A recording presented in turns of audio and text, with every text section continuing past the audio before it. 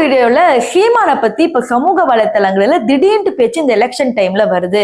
அதோட அடுத்த வீடியோல விஜய் பத்தியும் இப்போ ஒரு விஷயம் வருது அப்படிங்கிற மாதிரி சொல்லியிருந்தேன். அது என்ன அப்படிங்கறத இந்த வீடியோல முழுக்க பார்க்கணும். ஆனா அதுக்கு முன்னாடி சீமான் பத்தின விஷயம் என்ன அப்படிங்கிறது டிஸ்கிரிப்ஷன்லயும் கமெண்ட்லயும் பின் பண்ணிருக்கேன், மறக்காம செக் பண்ணி பாருங்க.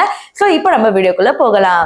விஜய் அவர்கள் அரசியல்ல கால் பதிச்ச நாள்ல இருந்தே பாத்தீங்கன்னா பல விமர்சனங்களை அவரும் எதிர்கொண்டுதான் இருக்கிறாரு. அது என்னன்றது நம்ம எல்லாருக்குமே தெரியும்.